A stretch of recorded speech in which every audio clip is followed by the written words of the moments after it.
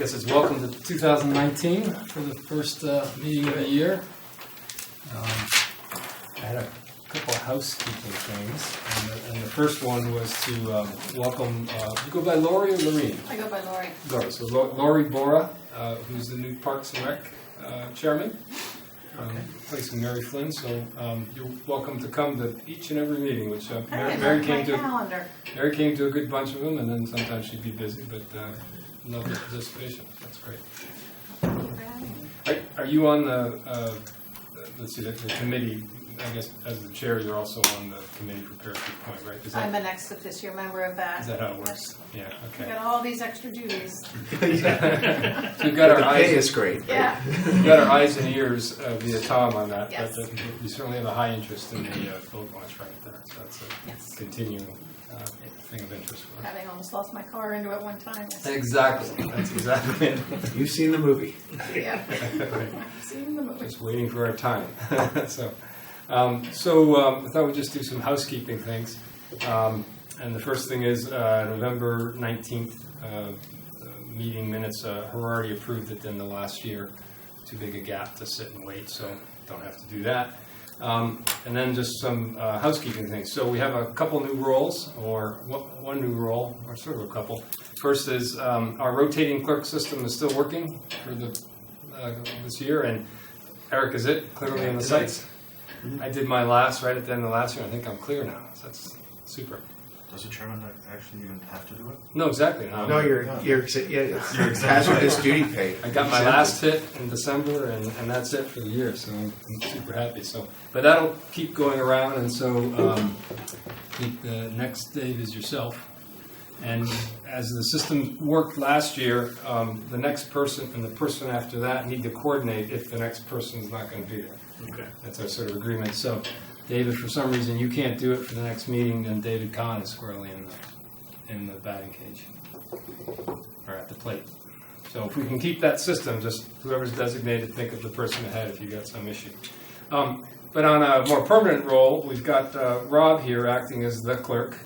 And he isn't responsible for taking notes, but he's responsible for prompting them and receiving them for you and filing them and the agendas and all the other things the clerkship entails.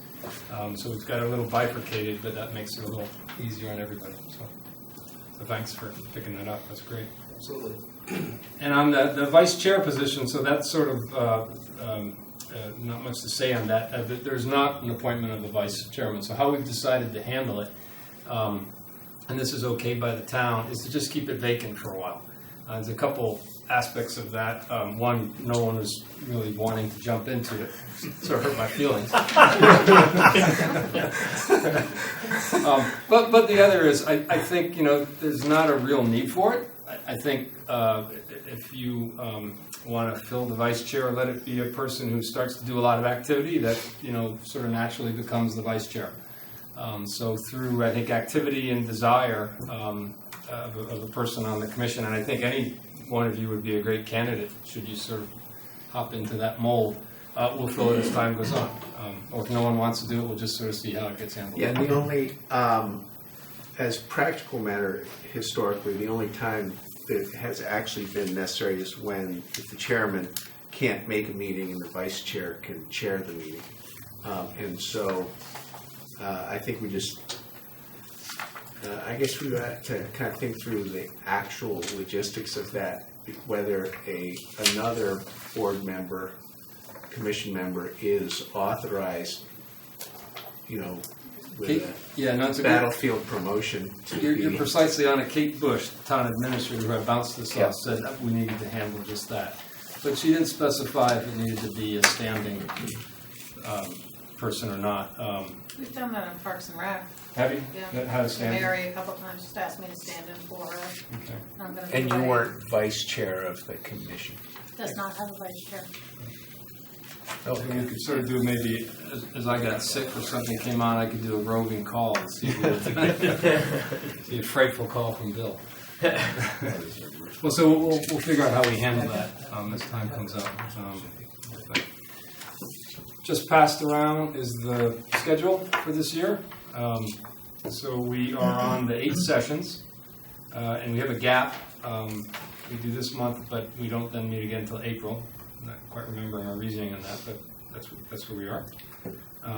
And Because I mean, historically, there just hasn't been that much going on in the colder months. That yeah, so it made sense. And I think we also talked about, I think the meetings are always helpful to know what everyone's doing, but sometimes there's not enough on the agenda to warrant it. So if not enough comes up, I think I'm game for one or two to be dropped, as we all talked about.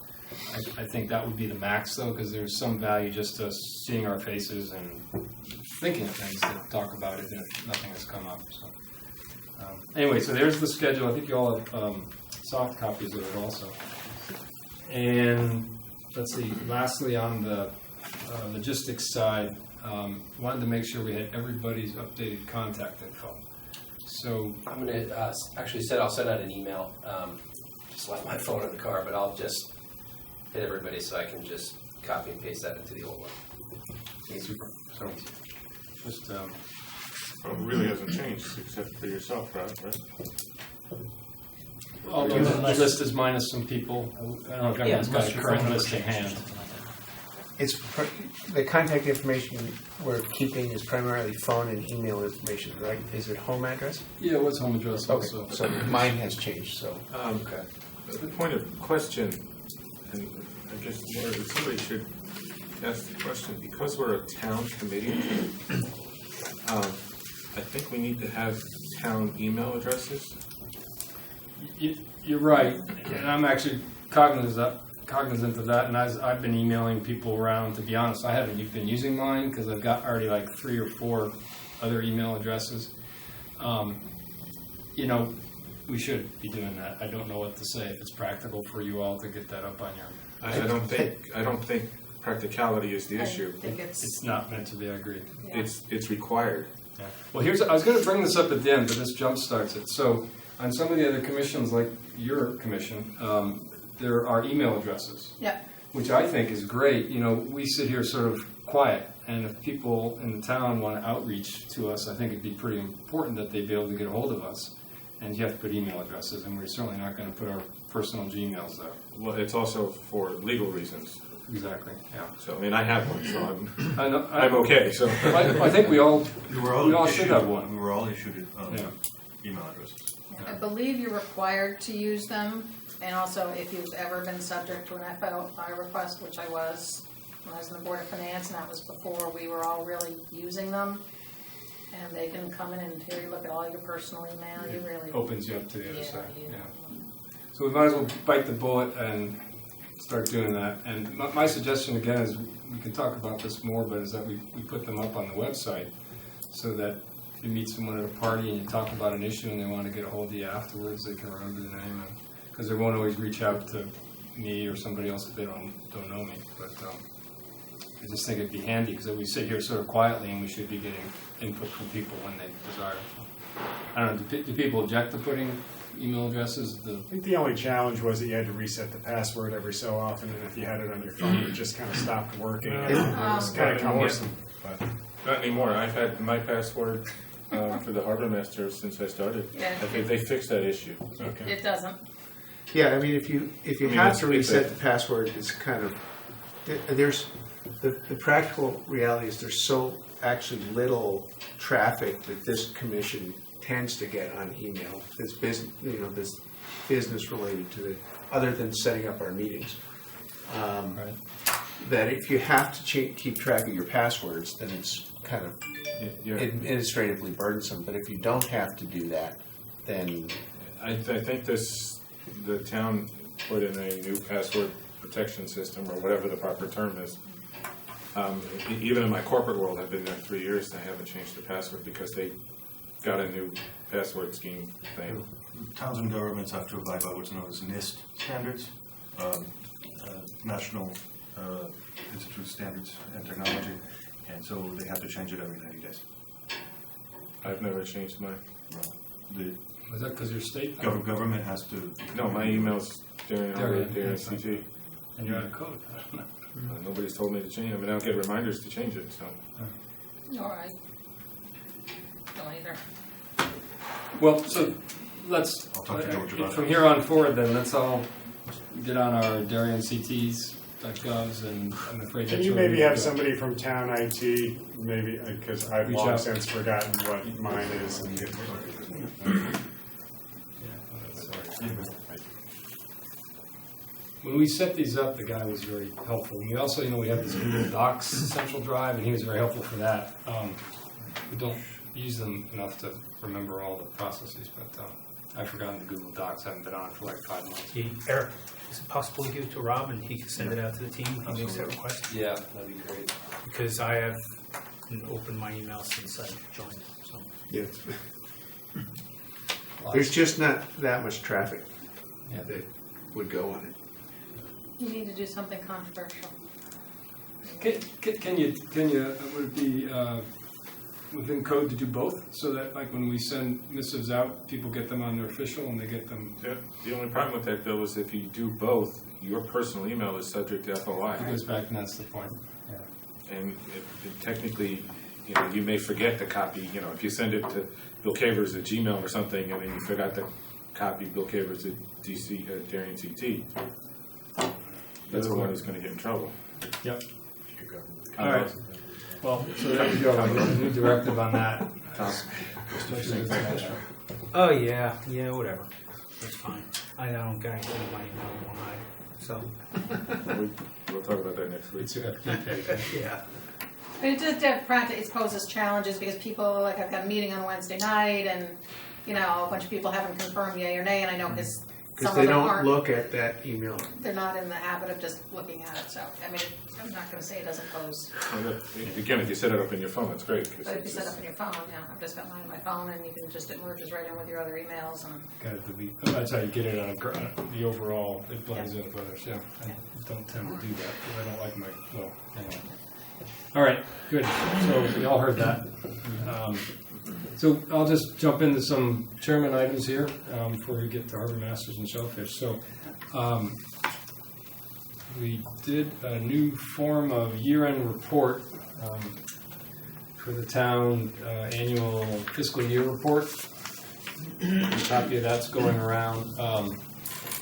Poor Flip's format was changed. Well, everybody. I know. Yeah.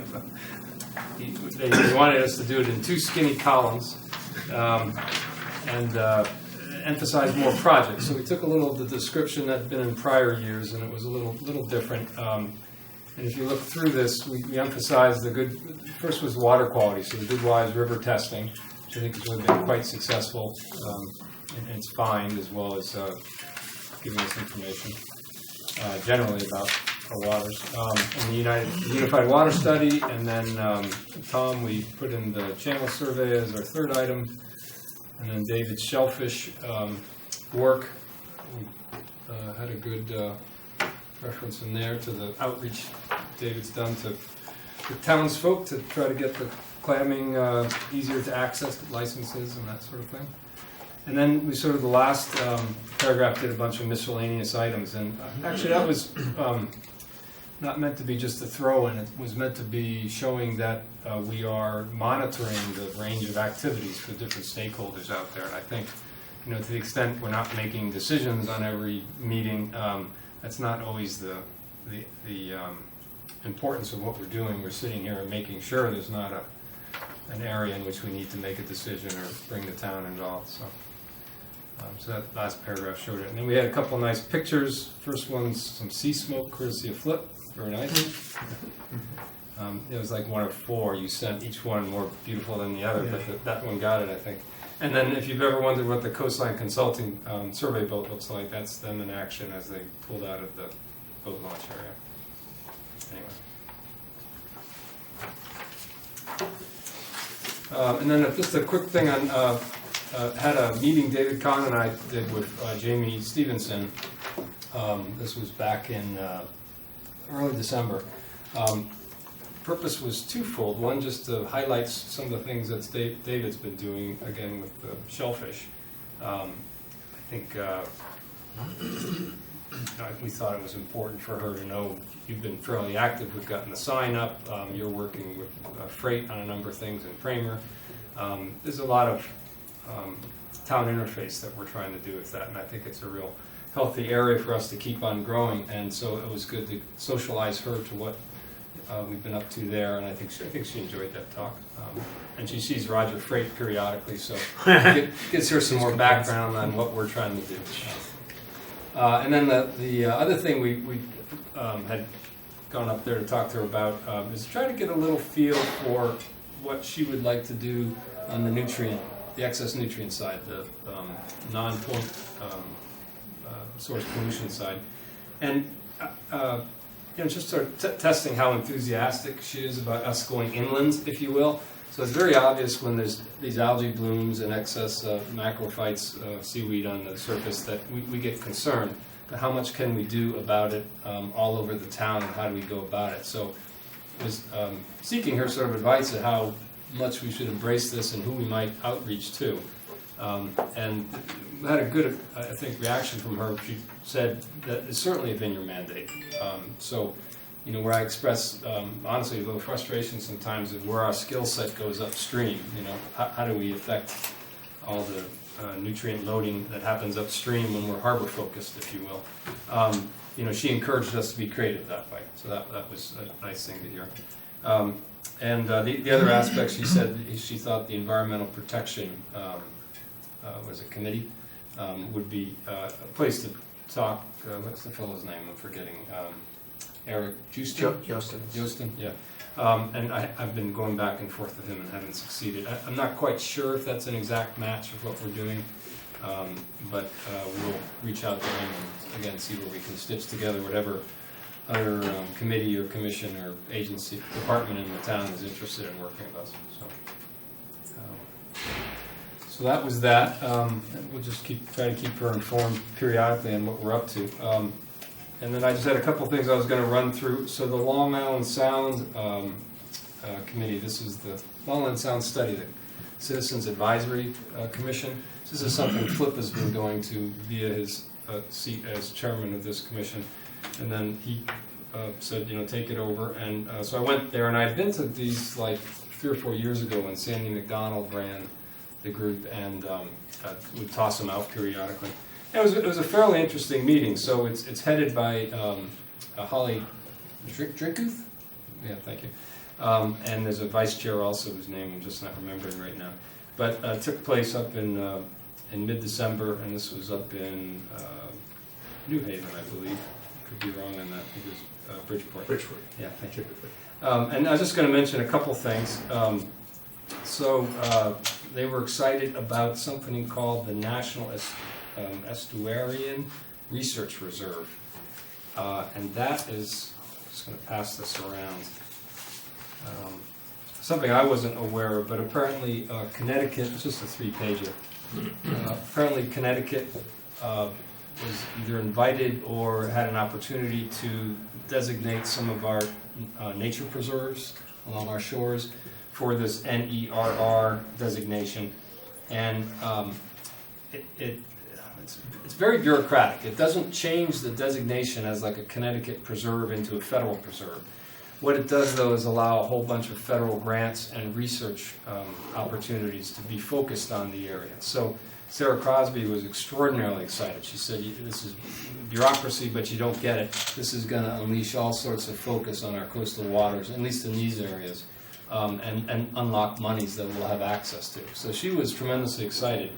And there's a grouping of areas that I think I included the map on in the last page there that are being put forward. They were in December to the EPA. And if, I guess, it succeeds, they'll be declared National Estuarian, can't pronounce that, Estuary Research Reserves. And again, that will unleash a lot of new study dollars that should help out. So again, the science folks seem extraordinarily excited about that. So it's interesting. Another thing that was brought up, and I haven't been following this at all, and I thought this was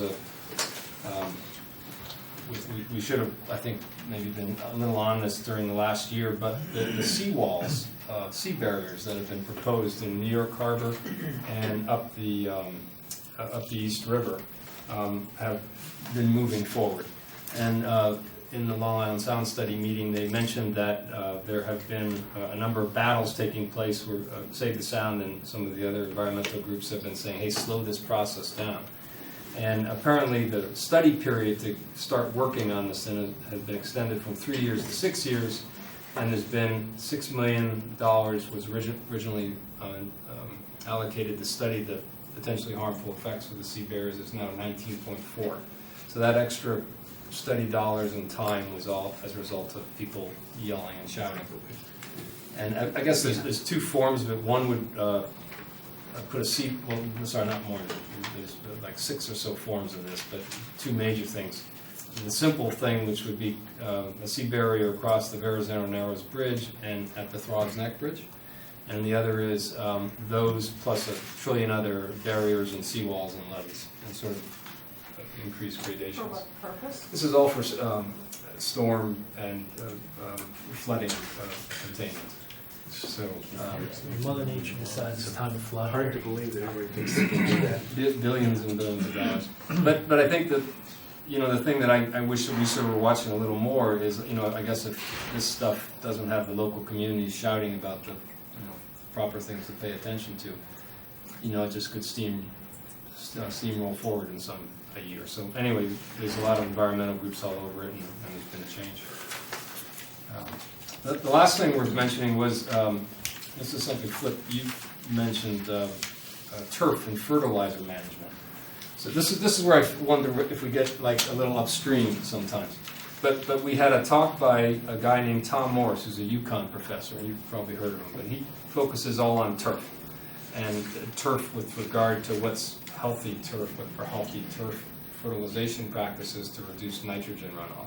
So he gave us a half-hour talk on turf, which, you know, he made fairly interesting. It's, you know, on the face of it's not the most interesting topic, but he had a lot of scientific research.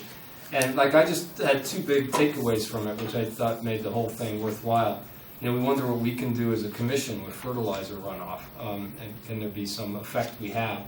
Well, he said that the two biggest gains for pulling back on nitrogen is to pull back on the fall, the timeline at which people fertilize in the fall. So if you don't do that last fertilizing, let's say that's in late September or early October, but you just say forget it, so your last one's maybe at end of August, he said that's huge because that end fertilizing doesn't go into the growth, it actually gets washed away. So that's the biggest gain you can have if you just have a town agree to not fertilize past a given date. So that maybe is obvious to other people, but I was struck by that. Means we could do something with education efforts in town. And he said the second biggest gain is to put instead of fertilizer, put your clippings into your lawn. I've been doing that for about 25 years with my mulching mower, but maybe others aren't. So he thought those were the two biggest gains that could be made against nitrogen intents, and both to me are reachable by education. So I thought that was sort of exciting. Yeah, Lori, I don't know if you've heard about this issue much at all, but it actually does have relevance to Parks and Rec. Because one of the biggest fields in town is right down the hill here. It is Parks and Rec field, I believe.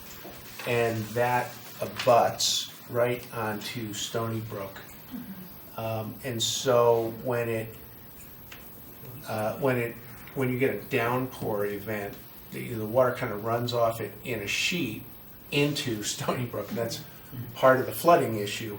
But with that sheet of water comes all the fertilizer residues. And so even as a demonstration property, you could think of using that field to both, and I don't know what the town's fertilizing schedule is for that field, but if it runs into the fall, you could consider paring that back. And then one thing that has also been discussed is not, leaving a, just as an example, 50-foot edge along the side of the stream unmowed, or with only a small kind of path down to the stream, so that it's not quite as easy for everything to run right into the river. What's the term of art for that? Just buffer? Or? Yeah, it's like a riparian buffer, if you will, a term of art. Very technical term. But it's basically an unmowed portion of the field. So those are two things that you could consider, and maybe if people think it makes sense, we could connect this professor at UConn and get even sort of a game plan of what would be ideal or optimal. Well, I had a question. Would people like them to come down? Is this I mean, we can reach out to them in other ways, but would this be of interest enough to have them at the commission meeting talking for 20 or 30 minutes? I mean, you don't have to say yes, but I mean, I think it would be interesting. yeah. Open up to the town, Yeah, well, that would be a good not just us. strategy to do. I agree with that. Yeah. Okay. This is where we're a little bit like, we're all harbor focused. If thinking of turf makes some people, What did you say his name was? Morris, Tom Morris from UConn. M-O-R-R-I? M-O-R. I'm not sure. I spelled it M-O-R-I-S-S. I'm not sure. He's a good speaker though. He's entertaining. He goes around and does this quite regularly. Big topics. So. My wife works at the Canaan Library, and they're all interested in sustainability, and we're inquiring about someone to talk about turf. So I gave my wife his name. But anyway. Another thing which is sort of interesting. The Nature Conservancy, TNC, has been outreaching, if you know a lot, on the Blue Plan, Connecticut Blue Plan. And I'm forgetting how I got a call from them. It was probably from meeting up with Holly at the meeting down here when she came and talked. But the Blue Plan wanted to come and talk to people in Darien, so they just approached me and asked, can we come and talk to people? So I was definitely yes. So I nabbed them for our April 8th meeting. They're going to be here and explain to us the Connecticut Blue Plan, which is all of you don't know, it's sort of a big planning and zoning device. Really bureaucratic, sort of a big process, laying everything out, the various stakeholders and their uses and mapping things out. But it's quite comprehensive, and it mirrors what's being done on the oceans and coastlines all up and down our country these days. People are trying to plan, so it's really sort of neat that way. And it's a neat website they created, which has a lot of different stakeholder interests. You can say, where it's already up online if you look at it. Like, where do people sail? Where do people motorboat? You put in the clicks and you see all the GIS data. It's pretty fascinating that way. But I went farther and I asked that they wanted this the April 8th meeting that they'd come and talk to us to also be a town-wide meeting. And I thought, well, that's pretty interesting. Then they went to the idea of a region-wide meeting, and I thought that was pretty interesting too.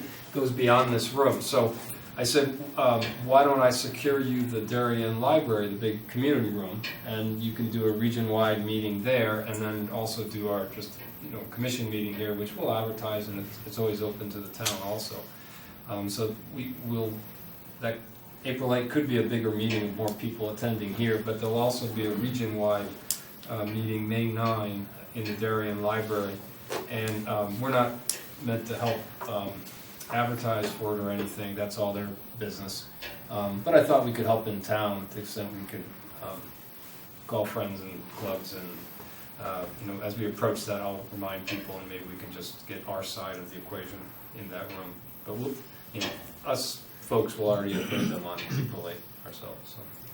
Lori or Tom, could I just ask, in terms of the Parks and Rec planning process for both, obviously Pear Tree Point, which is underway, but also to just thinking more generally about Weed Beach and all the properties down there, how much has sea level rise sort of studies factored into kind of the discussion of what scenarios are likely or not likely over the next number of decades?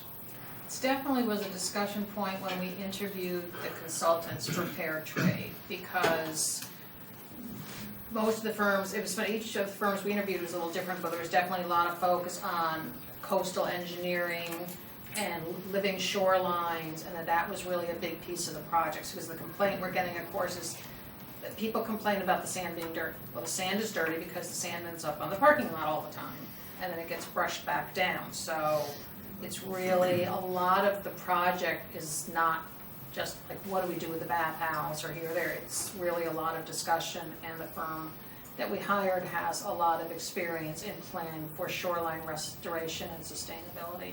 So that's absolutely a big piece of the project. Would you agree, Tom? Yes, ma'am. And a real focus of the group. We Beach, not as much. We actually are going to be presenting plans at the meeting Wednesday night to finish out what everybody calls the short lane property.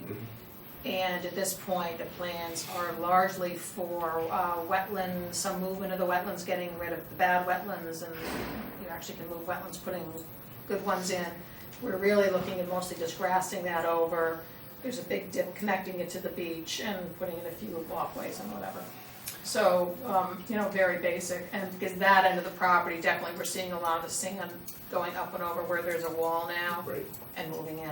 And people in the Bay generally are saying they're seeing more flooding than they used to. Yeah, because many of these groups that Bill is referring to are very focused on what I call longer-term sea level rise. But I think that it might be fair to characterize that most of them would underwrite to a sort of 24-inch rise in the next 30 years, sort of thing, scenario. And it's, as you think about our town waterfront, including the beaches, if you actually had that scenario, like, it's a whole different world down It is. It definitely on is. the waterfront. I mean, one of the questions I asked all of the consultants was, what was the town's risk to doing nothing? Because there's always the concerns, we come up with these great plans and, the money isn't made available, or there's constituents who, for whatever reason, don't like the plans. But we pretty consistently heard is, with that parcel, if you do nothing, you will lose it. That's pretty much the answer. It will be gone. Given that Over it's time. flooded at high tide already. Yeah, I mean, I know right before Christmas, I was getting videos from people, it was maybe the 23rd or so, and there was literally like wave action right out to the guardhouse. Right. We drove through it yesterday. It was pretty well flooded. Yeah, I would imagine. it Yeah. would've been. So that is a big, big piece of it, but there's going to be a lot of discussion. One technique is adding dunes, like was done down at Weed Beach. Personally, I think the dunes are fabulous. A lot of people don't like them. But what does A lot that of do complaints for about them. flooding of the parking lot? It prevents it. Does it come Yeah, it comes around the back? Not so But much they at Weed absorb the Beach, we're energy, really not right? having trouble with flooding at the parking lot anymore. But the pear tree's got a different Right, problem, is it's got an L-shaped beach. right, so we'll have to look at that, but that's one thing, you can build walls as well, but, to the extent we can do things that are natural, probably that's the way we wanna go, but if Are you you- build it up, Are the you dunes, a considering lot of just people don't like it. raising the parking lot level? The consultants pretty much ruled that out. Rule We that out, the talked state about would, it. the state would never allow it. It doesn't really provide any tremendous benefit. It's higher. They did that at the boat ramp in Norwalk, they raised the whole thing. As we interviewed the consultants, they pretty much uniformly interviewed 3 different groups, and they pretty much all said that's not really gonna be an option for you. It was more of a state or federal issue than anything else. So that's like a zoning Right. land use issue rather than on nature's gonna wipe it out or not make it work. They did, somehow. I think the gist of it was they didn't really think it would gain anything about it, and it was incredibly expensive. But we've just now selected the consultants, they're really just, I think we're under the contract phase right now, and then they'll get going, but these will be a big part of the discussion. It's Just really the to property. connect one dot in the kind of hypothetical land, depending on how fast the project moves forward. If we ever get to a point where we have to dredge the harbor again, which it's not clear when that would be, it might at some point be a very good place to get rid of the spoils, to put them on the parking lot and raise it. I mean, in terms of, that's a possible connection of the dot, if you had the time Right, and the need. I mean, the project will probably take beginning to end a couple of years, but I mean, we're planning to Keep moving forward. keep moving forward. Yeah, that's probably too simple. Unless we want a deeper harbor, we'll throw it into the budget. On that, so I just have a couple like notification things and I'll wrap up. So there's a sea level rise talk, 6:30 p.m. Darien Library, April 4th.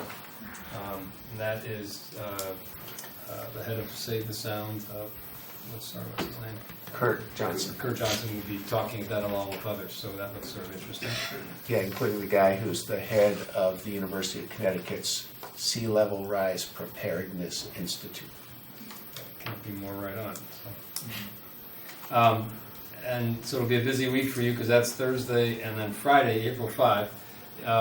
If anyone wants to go, this is the Connecticut Deep Volunteer Water Monitoring Program news. Sorry, that's the thing that sends out the advertisement for this. It's the 2019 Connecticut Volunteer Water Monitoring Conference. So if I don't go there, I'm totally remiss. But so I suspect this will be full of citizen science people, so people who signed up for the UWS water quality sampling program. But also there's a lot of lakes and rivers and wetlands that apparently there's a lot of water quality sampling going on, and that is meant to cover those people also. So this could be fairly interesting. Anyone who's got an inkling to get involved in the water quality sampling, or just to know a little more what we're talking about here, like on the excess nutrient non-point source stuff. That seems to be a conference that'll address it for a whole day. So. And the only other thing I was going to mention, that caught my eye, apparently there has been the ability for commercial fishermen to go in and with purse seines, which I think are big nets that close up at the back, fish from menhaden on the New York side of Long Island Sound. Connecticut's long since outlawed that. But New York is not, and last year there were some boats from Virginia that came up, commercial fishermen, and actually were scooping up menhaden off the Verrazano Narrows Bridge, New York Harbor, lower. And so they technically could have come up into the Sound, but the New York legislature just passed a law which is being signed into hey, Frank. Frank? Fun. I could join you, or you could join me in the Arcana. I'd rather be here. Please. So that's just I get just passed the legislature and it's being signed into law as we speak, or already has been. That's just sort of neat because as I think I understand this, the menhaden or what are and the growth in their populations are what are bringing in the porpoise and the humpback whales and some of the I think a minke whale or two that have been seen over the last 3 or 4 years. So nice to sort of see there's another layer of protection against. It seemed like there were many fewer this year than Totally. I mean, you didn't see them around the boat club. My office sits in the Saugatuck River, and last year they were probably so thick you could have walked across them. I feel like I didn't see any this year. There were a lot out in the main body of the Sound. The Menhaden. Bunker. Oh, sorry. The what? There were a Menhaden or bunker, the fish in those big schools. You can see the little fins, and you literally can. There were a paddle lot through them. out in the core of the Sound that were not, they for whatever reason didn't come into Goodwise River as much this year. I don't know why, but there were a lot out, farther out. Yeah, but it was the prior years. It was just all over. It was by Ziegler's, by fish, by in our coves. I mean, out farther in the Sound. Yeah. There were a lot. I mean, looking from Long Lake Point east on a calm day, you would see 20 or 30 schools of them just swimming around. They were there. I think they were just deeper or something. Yeah, they were around. I mean, by memoir and at the entrance of Ziegler's, they would run every once in a while, but not in the volume that you used to. Yeah, they didn't come into the harbor quite as much. I don't know why. I've been kayaking them where you don't paddle, you just float in, and literally they would separate 5 feet either side, but I'd be surrounded by literally thousands of fish. I'm just absolutely amazing. Anyway. Grant asked an interesting question. Has anybody seen any seals in the harbor this winter? I've looked at it. But they're mostly out on the Smith's Reef, right? That's the only place I've ever seen them. I've looked at binoculars. But I haven't seen them out there. I haven't looked at them. A friend of mine sent me a picture of a baby harbor seal in Westport the other day, but I haven't seen much action. Just curious. Down here. I bought a dry suit last year for going out, and I just don't want to do it. I'll wait another month or two. Yeah. Just last up, we've talked about getting more speakers in here. I'm just going to tell you a couple of the people I've got in, but I'm still working on others. And if you guys have ideas or making contact with people, please help out. But I've been back and forth with the East Coast Kelp Farms, J.P. Velati. So this is the kelp farm off of Sheffield that's owned by Bloom. At least he's an investor in it. And so I'd like him to come in and talk to us about what he's doing out there, and are the buoys going to get any bigger and more prevalent? There's a lot of them out there right now. There's a lot of them, yeah. Interesting. So I'd just like to know what that's all about. And likewise, I have secured Kendall Barbary. She's with an outfit called Green Wave. And Green Wave is interesting. They're I think the term would be incubator rather than accelerator, incubator of kelp farms up and down the East Coast. So they've got some funding to actually give lessons to, not financial help, but lessons and technical support and legal support to help aspiring kelp farmers secure a piece of water in the Connecticut waters and develop a kelp farm.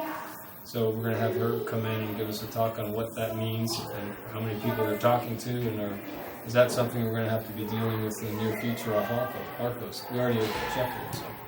Yeah, I don't. Are the buoys? Sorry, are the buoys to the west of Darien Harbor, like over by towards Stamford? Is that a kelp farm too, or are those oysters? That's oysters. Those are oysters.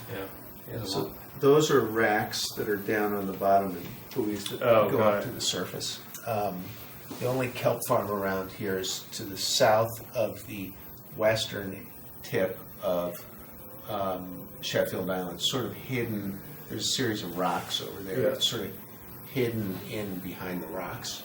So there's a lot of buoys, but it's not really in anybody's way because you don't go there because of the rocks. I was in a kayak race over the summer Well, fall, and yeah. Other than potentially 300 kayaks. kayakers went through those buoys, and I was afraid of catching one anyway. Yeah, other than So I was nobody going in a motorboat or a sailboat. Yeah. goes No through insensitive. Just those kayakers. But I don't think, at least based on what I understand of the kind of habitat that kelp farming would require, I don't think we really have that sort of habitat in Darien town waters, because it needs to be deep enough so that they don't get exposed to wave action, which deep enough being like 25 or 30 feet deep. And there's not really that much of that deep water in our town waters. And also, the only place that could be is sort of like in the entrance to Scotts Cove, out, south of the entrance. But there's too much traffic, boat traffic there. So I don't think we have eminent kelp farms in Darien just because of the physical characteristics of our town waters. Don't disagree with that, but I think already a point we mentioned is, you I think brought it up originally. I don't know if they mark these things well. So, like for example, the Stanford one. Yeah. It doesn't. You can't see the buoys very well, and it's sort of in the way. That's true. Stanford. And I, when I was in the kayak race, we were going so hard, I didn't have time to see if I was, hitting a loop or something like that, and I didn't want to flip over. I was, really out of breath by the time I was going through them. So I was sort of bothered that I was going through 3,000 of these things, and I sort of wanted to see I was coming upon them quicker. So, it wasn't in my 5-foot draft sailboat, but still. So I'm not sure if anyone's telling them, hey, mark these things like this or that. So there's things that's already affecting our populations here. Anyway, that was it for me. A plethora of stuff. So, and I'm working on speakers, and you heard a couple of them are lined up, and we'll keep on trying to get more. Didn't we have Krista DeRoja-Bannock for one specific date from Department of Agriculture? Didn't she agree to speak in maybe May or? I heard you discuss it with her when we were at the Shellfish Commission, but or bring it up, but I I didn't. thought I'd sent you an email. I've missed it then, sorry. That'd be great. Thank you. Tom? Quiet season for me. I just need about 60, 70 people to fill out their renewal applications. So how does that work? Do you cut them off after a certain date, or? Yes. March 15th. Just curious. And I wait Get it in. Then I wait a couple of days because they're all panicking. Yeah, we have one guy call us today. Is anybody in this room behind? I'm trying to remember if I did. Yeah. Check. These are for moorings or slips or both? I don't do slips. These are moorings. Town warrants. Tom, what's going to happen to the fore and aft moorings up north of the boat club? I'm trying to eliminate those as best as possible. They're just a pain. Because no, people don't want them. No, people, they've got people that don't want to give it up. But it's just, the border is getting very, very shallow on both sides of the channel, if you will. They're smaller boats. They're under 20 feet, bow to stern. And it's just, some people don't want to give them up until they get a slip at the boat club or something. But I haven't put any net new back there in a couple of years, just for that purpose, to try to eliminate it. And then when I do eliminate it, I'll go in and get rid of all the hardware. Right, but why do you want to eliminate? Just curious. I mean, if people want and don't mind to have a shallow Because mooring. for almost everybody I put back there comes back to me and says, you didn't tell me about this. And I said, I was very clear. Full disclosure, I'm sure. About this. I knew about it when I had my boat back there. So did I. Yeah. I mean, I grew up with that you had to follow the tide for getting on and off. You weren't launching your boat on a new moon, at low tide. It's sort of like that you're aware of the ocean. I sort of thought it's a good thing. You actually paid attention to the tides. Okay. Tom, a couple of years ago, the Parks and Recreation Commission was approached about putting a camera on top of the bathhouse at Pear Tree. It was someone from the boat club, I think. And that was you. What did that ever happen? Oh, okay. No. Okay. I remember trying to find the website on the town. Put one at the Norotan Yacht Club and the Darien Boat Club. But funding didn't come through. It was going to be a grant. Wasn't there also objection by the residents that they'd have full-time cameras trained on? I think we handled that because it was purely focused. If the boat club was easy, and then the Norotan Yacht Club was going to be angled correctly, so it was just going to go out to the main harbor. It's a good idea.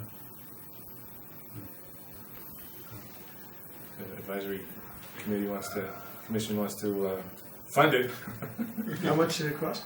The setup was the expensive part. It was like $6,000 or $7,000 to set it up. The installation was the problem. You think that there'd be an angle with the Marine Police at some point? No. Security of boats, that they might find a way in their budget? We don't have a problem with the security of boats. And the boat club does have a camera for the moored, for the slip boats that they have in slips. Okay. David? Shellfish. I met at Bill's suggestion, it was February 8th in Milford, Roger Freight Jr. and Sr. along with Dave Carey. We've had quite a bit of back and forth with the Freights over some different issues that have come up, and the people at the Department of Agriculture are often extraordinarily difficult to get a hold of. So Bill suggested, and I think it was a very good suggestion, that we have a face-to-face, which we did. We talked about three different things, first of which was Scott's Cove.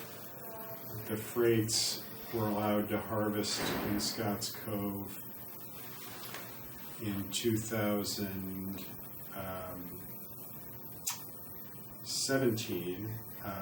They had some issues with their vessel, which had them harvesting. We gave them a couple of extensions into the beginning of 2018. We were the beneficiary of 10% of their harvest and got another probably 25 or 30 bushels that we put on our recreational beds. And in discussing, what the right frequency for harvesting that would be, we agreed with David Carey that it probably ought to be rested for 2 years, so we told them they couldn't go back in there until 2020. So we've revised. Did they push back on that a lot, or? Oh, they pushed back on that. But they, And so, and I think part of their challenge is that in a day like today where it's super windy outside, you don't want to be out in the middle of the sound on a boat. I think you get pounded out there. And so they said, listen, this is kind of the only place, we can really get out of the wind and work to harvest clams. So David Carey revised his thoughts and said, hey, well, why don't we try giving you up to 25 days a year in Scotts Cove to harvest clams. We'll, kind of look at it again next year. So that's what we've agreed to. The town will get 10% of that harvest for our recreational beds.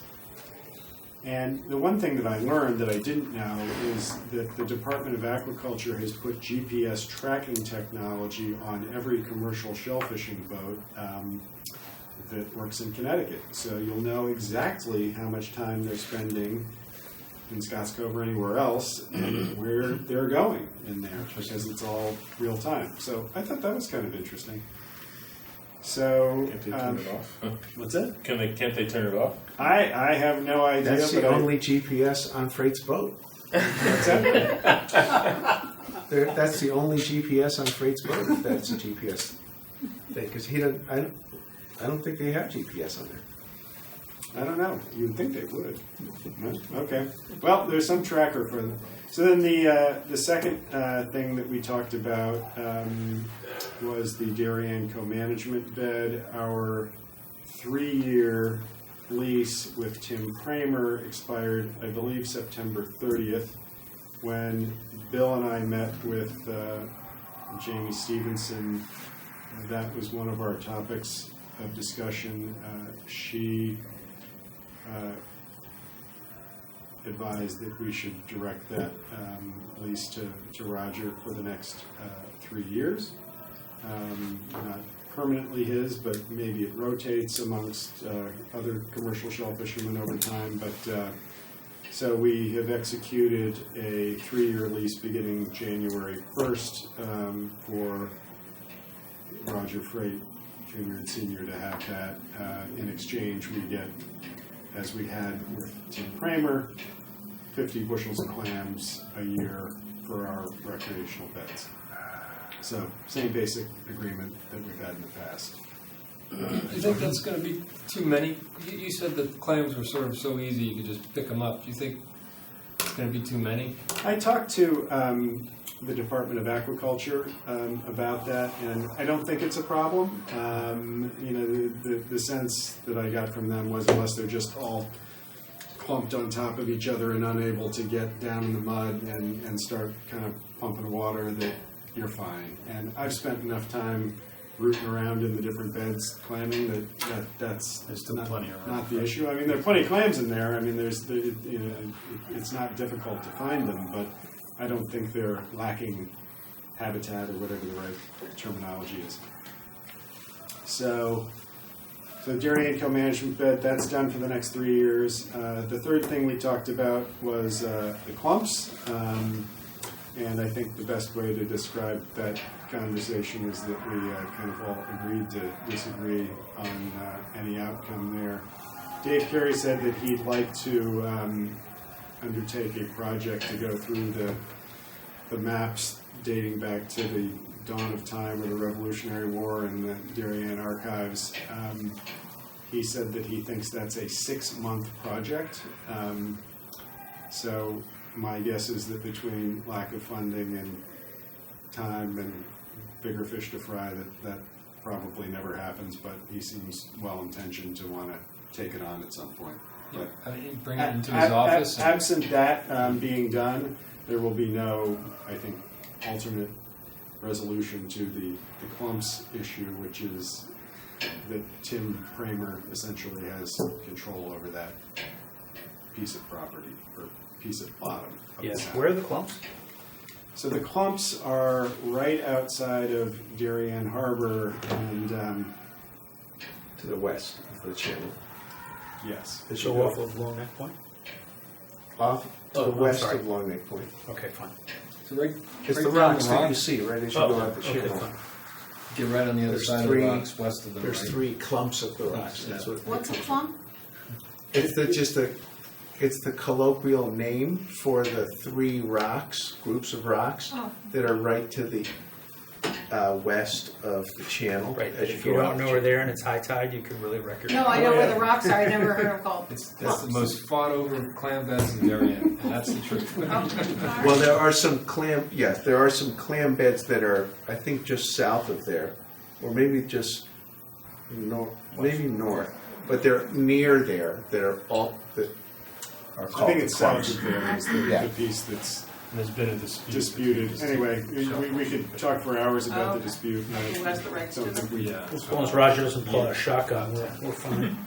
So I think, we had a very nice meeting, it was all cordial, and I think we made some good progress in some issues that had been outstanding for a little bit. So that was all good. And he brought his son, right? So Yeah. it was both great. Yeah. That's good. Yeah. So then, the only other thing that we ought to talk about, and there's really not too much to say, Bill, unless you have some things that you want to mention. The two of us attended the annual Gathering of Shellfish Commissions in New Haven in January. I'd love to tell you that I have some big takeaways. I always feel like it's something that's worth going to, maybe at a high level. You learn maybe more than anything about some of the environmental issues that we talk about with some frequency here, impacting the sound more broadly and sometimes shellfish. Specifically, I always come away from it learning something, but I don't think there's anything that's worth really diving into in great detail here. I didn't have any great takeaways, but it's a room full of people who really care. I mean, they're focused on the coast, and they've got backgrounds both on the science side and the regulatory side, and a lot of them shell fishermen at one point. It's a pretty neat crowd, I thought. Yeah. So it's worth going. Do they have a raw bar? No raw bar, you get a Sandwich donuts bar. and a sandwich, get some coffee. So, we should continue doing it every year. And Tom went last year, and maybe we rotate somebody else through in 2020. That's all I have. All right. Water quality. So these are the end of season reports. I think I sent this around to you guys. I'm not sure, but it's a hard copy anyway of the Board of Selectmen end of season paper on the Unified Water Study. So if I didn't, you're getting a hard copy now. And then Save the Sound came out with their report card. So they're nice tandem set. So you both all want to take one of each, that's fine. And can someone make sure Kim gets a set? Oh, thank you. This, yeah. So. Yeah, does anybody have an update on the lighthouse project? I was just going to ask that. Green's Legend, what's Yeah. going on? Shall we ask for them to come in again and give us a... No, I'm just curious. It's made a lot of progress. I think they've taken care of all the steel. The steel work Okay. around the Yeah. base. Yeah, that was pretty. Yeah, I see barges go up next to it every now and then. Yeah. I mean, if we keep on bringing them in, I think it helps increase the odds we get invited to the opening party. I would really like to go to cocktail hour out there on that little thing. Promises You can. do All you that. have to do is contribute, You schedule apparently. one of your meetings there. I think that'd be great. Yeah. So, yeah, they came in like sometime last year. Probably a rough time of year making any progress out there. Yeah. Yes, today was not a good day out there. Today was not a good day out there. The other thing on the water quality wanted to bring up, and there's not a lot on this yet, but we've been trying to figure out what we do on non-point source pollution. And I think we all agree that's an area we'd like to push forward on, but we don't quite know how. And something has popped up via a funding opportunity.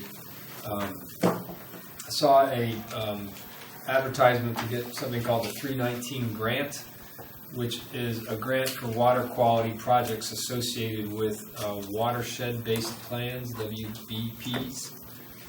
And sounded sort of interesting, and so pursued it a little with the two women who were here talking to us about nitrogen, excess nitrogen. That's Holly Drinkuth and Sarah Crosby. And they knew all about it. They knew all about watershed-based plans. And it's how Sarah gets her grants to do the water quality monitoring in Norwalk Harbor. It's what funds the Nature Conservancy's outreach efforts in the towns in the east side of Connecticut when they came and talked to us about the outreach efforts and the surveys. Those are funded by 319 grants, all based on the designation of a given area as a watershed-based plan. And so that a lot of activity can happen under this designation.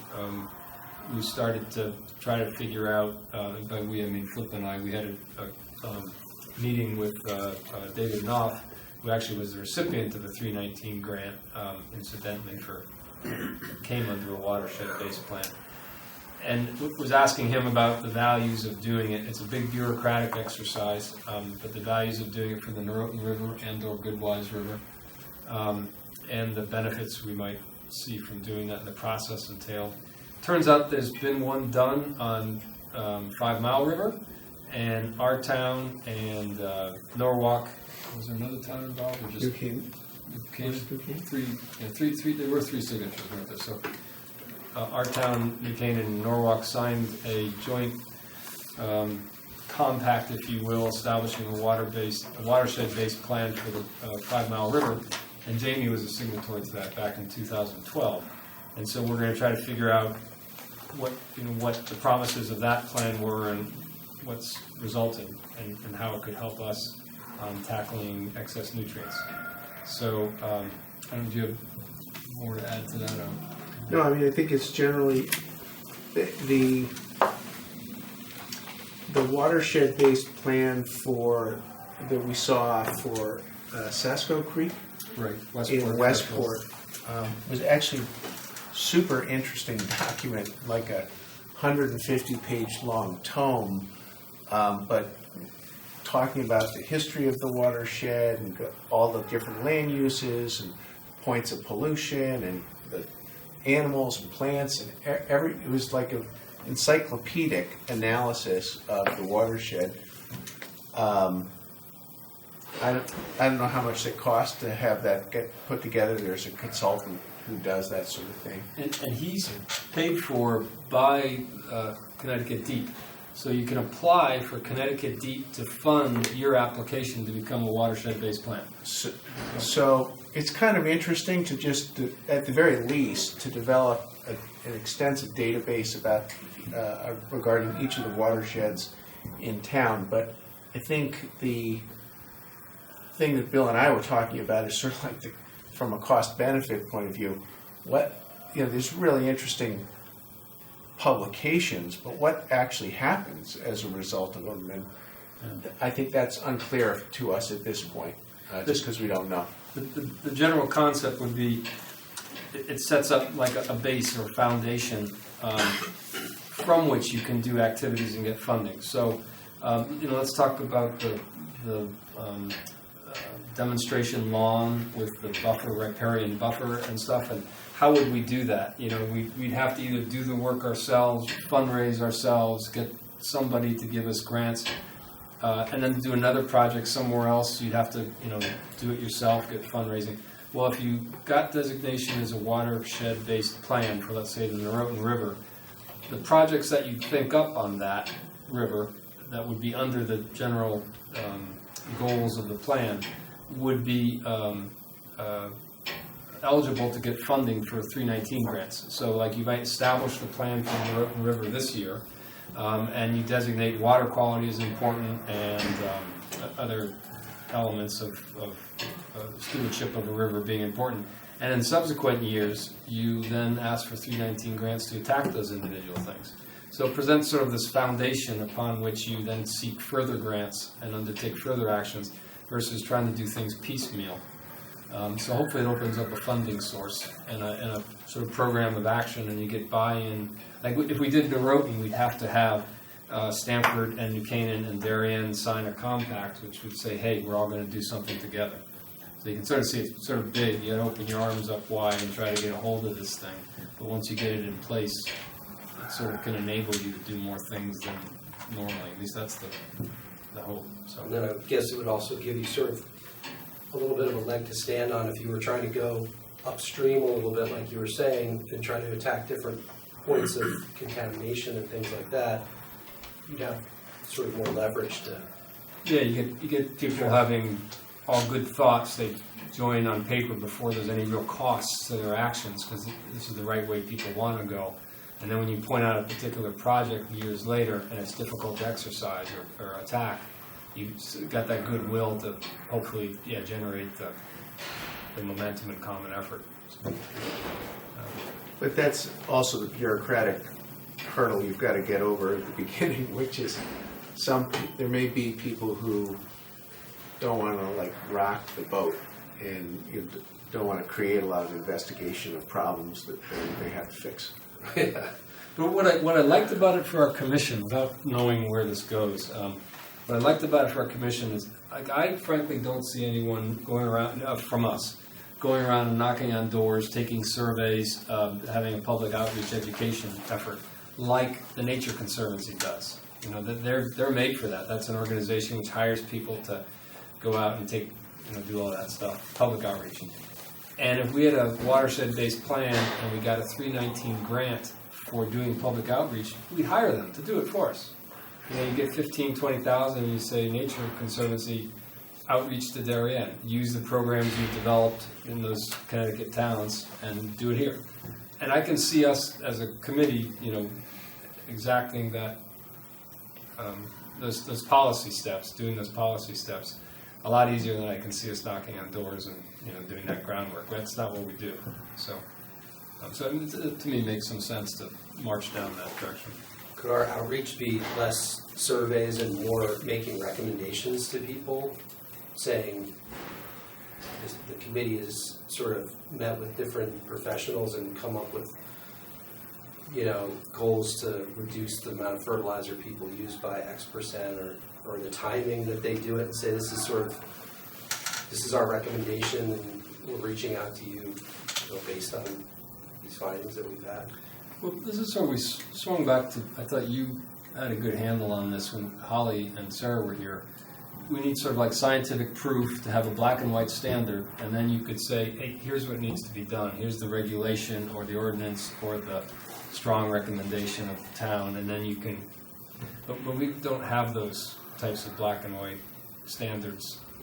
Yeah, that's the challenge with a lot of this non-point source nutrient contamination is that it's real time right now. The scientists are studying the issues. They're trying to develop understandings of how it actually gets into the water and what you would do to abate it, or in some cases even how do you measure it. And there's not, when you say, okay, because for instance, I thought, it makes sense to require that there be a riparian buffer of some amount of space to just keep things from flowing directly into streams. Well, then you start to say, well, how wide does that buffer need to be, and can I prove that it actually works? And there's not really any scientific guidance out there right now as to either of those things. So, in a lot of the potential solutions to this, that's where you find yourself. In fact, I think it's probably fair to say there are, regulators within our town and within our state who are sympathetic to these sort of things, but until we can arm them with actual facts or scientific studies, they can't really just do things. So it couldn't be more of a best practices kind of concept where you say there's no best practices really. I mean, I do think we've talked about one of them, fertilizer application. I think there is a growing consensus that applying fertilizer after September 15th does not help the lawns, and it is prone to being washed away because it's not being absorbed by the growing plants. So that is pretty clear, I think, these days, whether it's September 15th or September 1 or, at the beginning of the fall, the grass, stops absorbing nutrients, and anything you put on it gets washed away over the course of the winter rains and snows. So that's the one area that I think, and there are people like the Nature Conservancy that are starting to do the public awareness, and that's, but that public awareness challenge on fertilizer application is complex when you think about what goes on, because the lawn guys get paid by the application, so they get Well, that's more. Scott says it builds strong roots. Yes. Anytime in the So fall. you have the fertilizer, Up till Christmas. the fertilizer companies and the lawn guys. Yeah. The homeowners, by and large, don't really understand what's going on, and all they want is a very green lawn. And so you don't have a natural alignment of interest there to say, oh, stop putting fertilizer on. So the turf doctor, April 8th and May 9th, isn't that kind of the purpose to be able to do what we're talking about, just to be able to come up with some hard facts? Yes, although I don't think he's not in a place, I don't believe, where he's got a long list of hard facts. Okay. He's the guy who's actually doing the studies right now. The nice thing about the watershed-based plan is, this may be easy for me to say because I don't have a science background, but I don't know if like I'm ever going to get there on what's the right thing to do scientifically, environmentally. And so the watershed-based plan basically is getting money to hire experts to do it for you. And who are the experts? But Sarah Crosby and the Nature Conservancy, and there's other consultants who drop in and they assess what the current nitrogen load is, and I think a lot of it's modeling rather than actual live data, and what the target nitrogen loading should be, 3 years hence or 5 years hence after mitigation measures. I don't think we're ever going to figure any of that stuff out here. I think if we can hook into some sort of conveyor belt which gives money to hire experts, I think that's probably our best shot at doing something that's sensible and current. And that's, again, a little the hope of a watershed-based plan or approach that would be a little broader.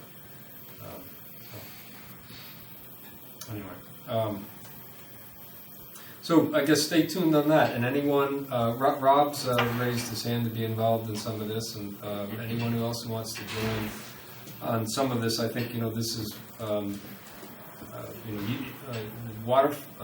unified water study sort of goes. It's sort of an operational thing that doesn't have a lot of exploratory elements to it. This will be, I think, the larger part of the water quality effort that we're doing. So it's got room for more than just 2 or 3 people. So if you get an interest, and we'll just keep on informing you what you do, what we're doing. If you get an interest, jump in.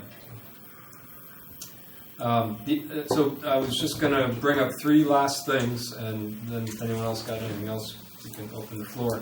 But I wanted to put a plug in for the Unified Water Study for recruiting for another 1 or 2 people for sampling. So we start in May and end in October every 2 weeks, and we're doing a 3rd harbor this year. So we do Darien Harbor, we do Cove Harbor, and now we're going to do the Scott Ziegler Fish Island area. And so that adds another 45 minutes to the sampling schedule, and we probably won't do it all on a Saturday. We'll do 2 coves on Saturday morning and the Scott Cove Ziegler's area on Sunday morning. Go right by your house and wake you up. I'll wait. And so if anyone would like to join that second team, we currently only have 1 person who would be on that team. I'm going to have to double. But I do think we'll get another couple people from Scott Cove area. But if anyone would like to join, we're conceivably could do something like you just take 6 sampling sessions for 3 months, and then another team takes the last sampling sessions. So it's sort of fun to get out and early in the morning, Saturday, 6 a.m. Let me know if you're interested. And then on the other, why is it Saturday 6 a.m. or is there a certain schedule that has to abide by, or is it? Well, first of all, once you get into the schedule, you have to keep to it. That's just the protocol of the thing. Sure. But also, there's apparently a breathing of the oxygen levels, and so when you are hitting them at 6 a.m. in the morning, they're nadir, so they like to measure them at the same time. Sure. So it's got to be within 3 hours of sunrise. Got it. So it can be 7 or 8. I was just curious if there was a reason for that, or if it was. I like getting up early. Yeah. And we set it as fall came on, we were doing it at 7 o'clock. Yeah. Because we got our 2 harbors down, actually, we got the process down pretty fast. Yeah. We stopped anchoring because we noticed we weren't drifting out of the GPS range, so, and we could do it quick enough, so that saved a lot of time. That's why. On the other 2 items on the list here, these are also volunteer things. We have not really been, I think, keeping abreast as a committee of dock applications. I don't know how many we've missed, and we maybe haven't missed many, but I think there's been. I get requests for approval on every one of those. Okay, we used to discuss them in the commission more. In Darien or dock applications in Darien? Yeah, Or- okay. yeah, we used to. Yeah, I haven't seen many. Well, it's maybe that they haven't come up. There haven't been a lot, Yeah. but Yeah, the it's last one I also saw was, unclear kind of what our Role is. role is even. Well, as- planning, as it used to go, planning and zoning gets it and is meant to make sure it all happens in accordance with the state and federal regs. Right. And so you're probably doing that element. Now, as a commission, though, we were another check that was actually working correctly. And I liked that just because it kept us in tune with what was happening on the water. I'll go back to the same thing I said before. You're an advisory commission, you would have to be advising the selectmen's office, Parks and Rec, Building and Grounds, and the harbor master's already reviewed all of those. Well, it's in our purview to have a voice in here also, you know. I think it's sort of good for us to know what's going on. The commission used to do it regularly. Not since I've been here.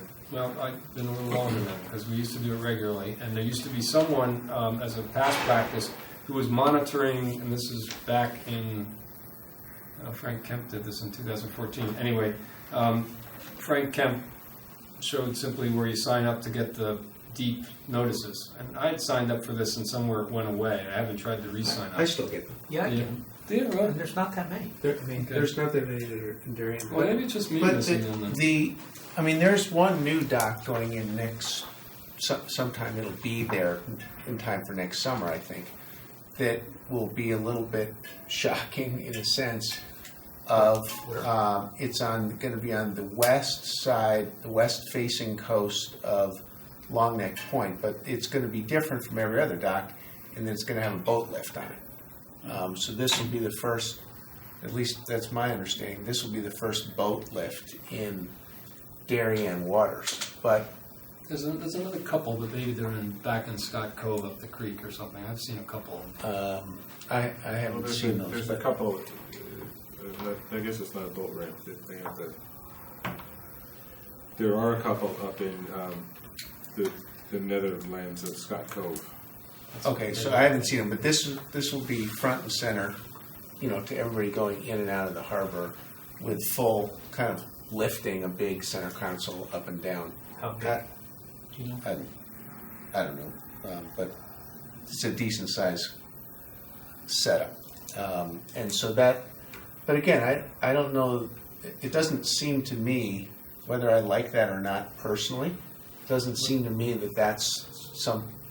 It's not clear to me how we would have a point of view on that if it's passed through P&Z and DEEP, both of which it has to obviously go through. Right.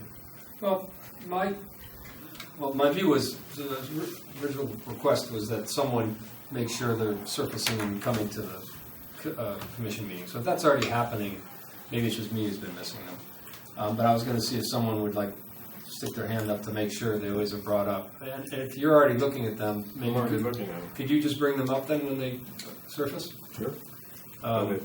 In the past, we've had some good discussions on them about how far they extend and, are they doing it right? And Again, all of those decisions and discussion points have already been made by the appropriate people in the town. Building and Grounds, ZBA. So if ZBA has said, the document I'm going to give you, that it's going to be a 50-foot ramp with a boat lift, and every other agency in the town has said, okay, I don't see what this committee needs to improve.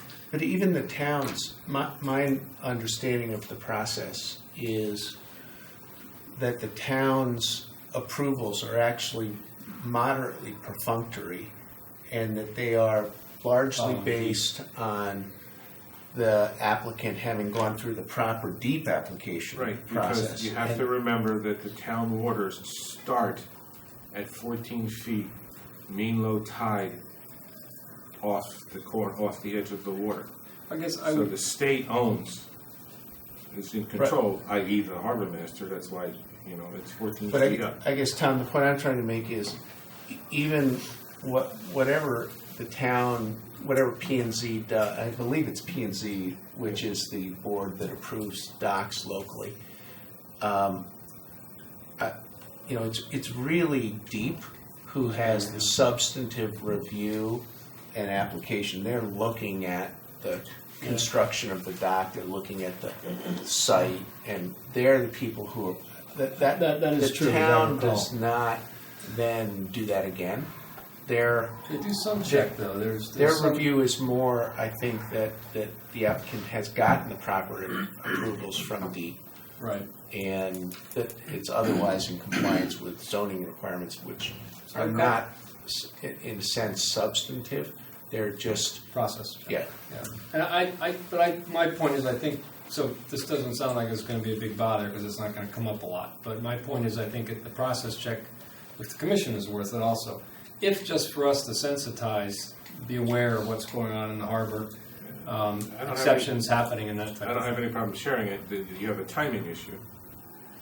I get these reports and I'm asked to return it back in 5 days. And then in which case we miss it. That's, Oh, you you could, actually have to respond. Oh, yeah. Oh, yeah. wow, As okay. the harbor master, I get one. I just got one the other day. Okay. Well, so the Oh, no, question yeah, is the why guardrails. why are you needing to respond at all anyway? Because it's already approved by DEEP. So I think you having your eyes on it makes me more comfortable because you've got some sensitivity to the harbor. Yes. So that's good that you're a timely look at it, and we won't be a timely look. But to the extent we can be on a given one, would you just bring it up with us? If I get one, I'll bring it to the board, Yeah. to the commission. Super. That's super. I think it just keeps everyone But aware of what's happening. because I get these notices from DEEP Yeah, I'm going to set it up again then. I on don't these anymore. emails, Yeah. but inevitably, when you actually read the application, it's interesting to read, to just understand what's being built where, but it's always, there's a paragraph in there that says DEEP is opting to waive the public hearing on this process. 99% of the time. And in fact, that one doc a year ago or 2 years ago, they actually people thought was worth weighing in on. We got the powers to be in town to weigh in on it, and still DEEP wouldn't hold a public hearing, and there was still nothing to do. Not in town. They offered to hold a public hearing up in Hartford, and nobody could go from local at least. Yeah. Yeah. No, All kinds of stuff, yeah. right? Yeah. Yeah. Yeah, No, they- no, I thought no, they they didn't offered. have- No, we put the petition together and got them to So hold. we got enough signatures. But and- they said, okay, it'll be Wednesday morning up in Hartford, and we were like, well, who's got time for that? I mean, So it's the process isn't really set up for us to have any practical input on. Yeah, I hear you. So it's interesting to look at these things, and everybody should. You could just sign up on the DEEP website to get these notices. Every day I get one. Yeah, well, I'm going to go But- back and sign up. For some reason I've dropped off. But or something. it hasn't been kind of actionable Yeah. in the No, I past. hear you that. So, if it starts to be a nuisance, then we'll just drop any look at it. But that would be helpful just on. If you can get the reports, then there's no need for us to talk about it. But Okay, we'll just see how it goes. But I haven't gotten one in a couple of weeks. I got one about 3 or 4 weeks ago.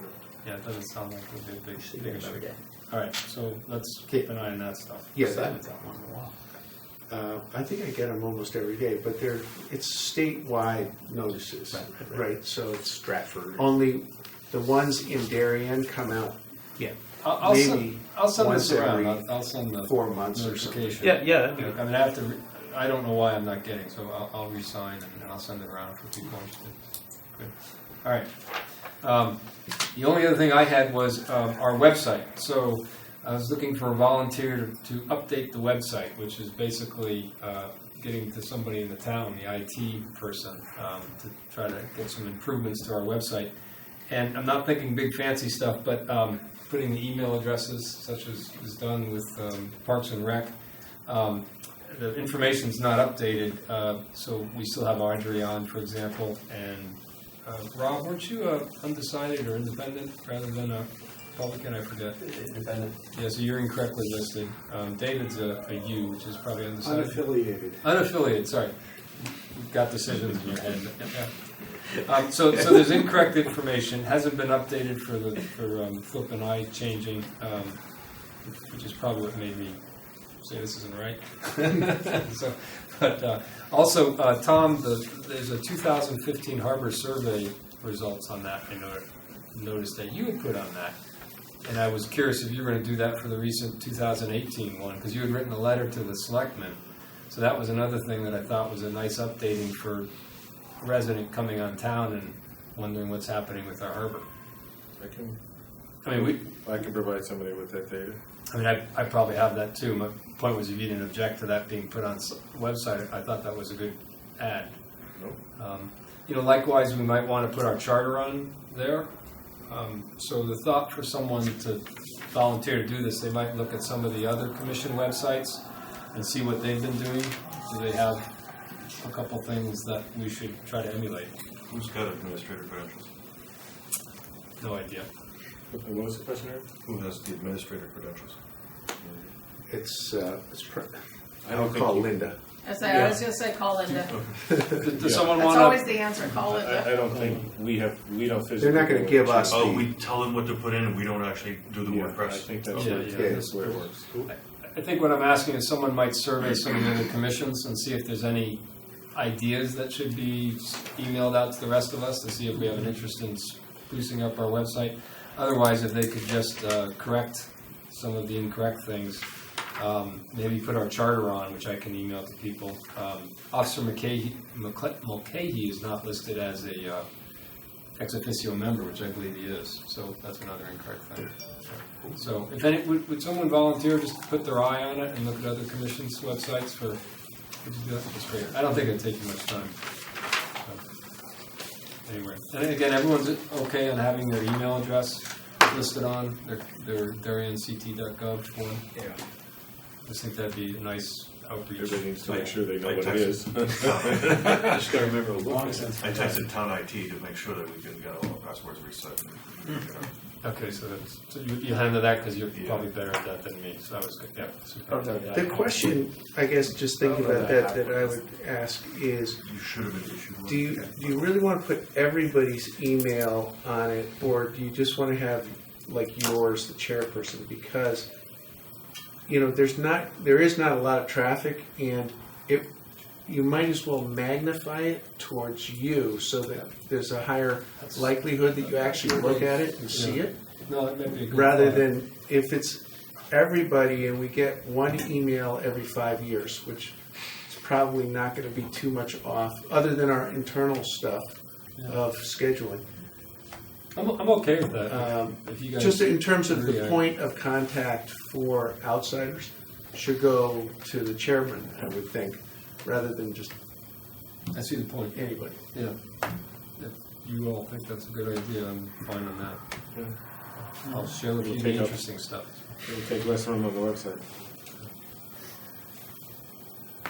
All right, well, any other business? We've got a couple more minutes if anyone wants to bring something up. And move to adjourn. Second. We're adjourned. All right.